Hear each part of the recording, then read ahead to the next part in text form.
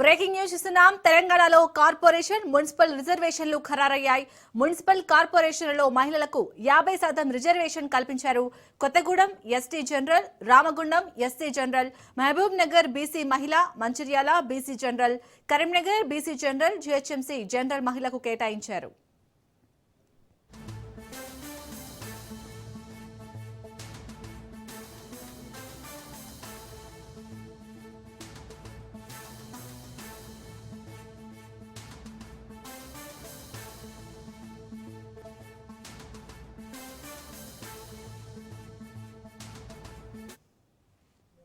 తెలంగాణలో corporation municipal రిజర్వేషన్లు ఖరారయ్యాయి. Municipal కార్పొరేషన్లలో మహిళలకు 50% రిజర్వేషన్ కల్పించారు. Kothagudem ST general, Ramagundam SC general, Mahabubnagar BC మహిళ, Mancherial BC general, Karimnagar BC general, GHMC general మహిళకు కేటాయించారు. ఇక ఇదే అంశానికి సంబంధించి పూర్తి డీటెయిల్స్ ని మా ప్రతినిధి సునీల్ అందిస్తారు. సునీల్, రాష్ట్ర వ్యాప్తంగా త్వరలో జరగబోయేటువంటి మున్సిపల్ కార్పొరేషన్ ఎన్నికలకు సంబంధించి రిజర్వేషన్లు ఖరారు చేస్తూ కొద్దిసేపు క్రితమే రాష్ట్ర ప్రభుత్వము ఉత్తర్వులు జారీ చేసింది. ఇందులో ప్రధానంగా మనం చూడొచ్చు 50% రిజర్వేషన్ మించి ఉండకూడదంటే సుప్రీంకోర్టు నిబంధన ప్రకారమే ఈ ఎన్నికలకు సంబంధించిన రిజర్వేషన్లు ఖరారు చేస్తూ కొద్దిసేపు క్రితమే అటు మున్సిపల్ చైర్పర్సన్ డైరెక్టర్, మున్సిపల్ శాఖ డైరెక్టర్ శ్రీదేవి కొద్దిసేపు క్రితమే మీడియా సమావేశంలో ఏర్పాటు చేసి వివరాలన్నీ కూడా ఇచ్చింది. ఇందులో ప్రధానంగా 121 మున్సిపల్, మొత్తం 117 కార్పొరేషన్లు, మరోవైపు 117 మున్సిపాలిటీలు, మరోవైపు 6 కార్పొరేషన్లు, మొత్తం 121 మున్సిపాలిటీకి సంబంధించినటువంటి రిజర్వేషన్లకు సంబంధించిన ఖరారు చేస్తూ కొద్దిసేపు శ్రీదేవి, మున్సిపల్ శాఖ డైరెక్టర్ శ్రీదేవి కొద్దిసేపు ఉత్తర్వులు కూడా జారీ చేసింది. ఇందులో మహిళలకు, మరోవైపు బీసీలకు అధిక ప్రాధాన్యత కల్పిస్తుంది.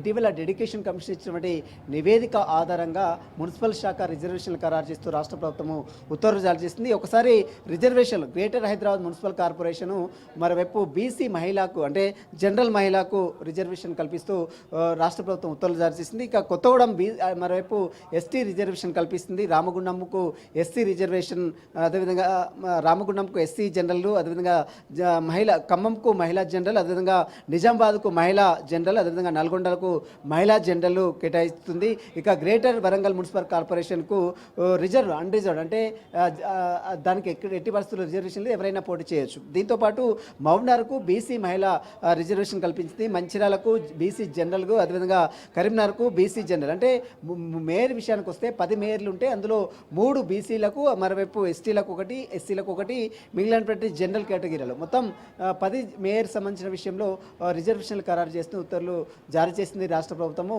మొత్తం మీద మున్సిపల్ ఎన్నికలు ఇప్పటికే దానికి సంబంధించినటువంటి పోలింగ్ కేంద్రాలు ఇప్పటికే ప్రకటించారు, రిజర్వేషన్లు ప్రకటించారు.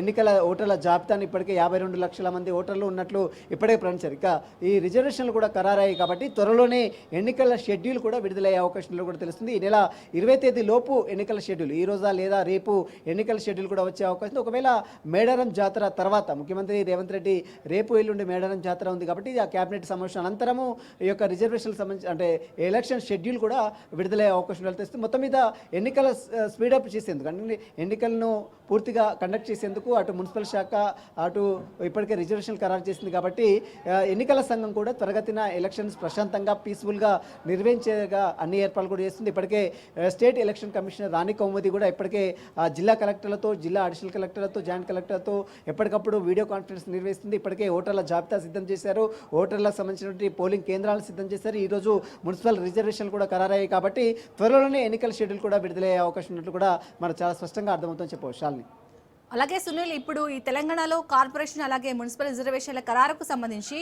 ఈ రిజర్వేషన్లో బీసీలకు ఎంతవరకు ప్రాధాన్యత ఇచ్చాయనుకోవచ్చు?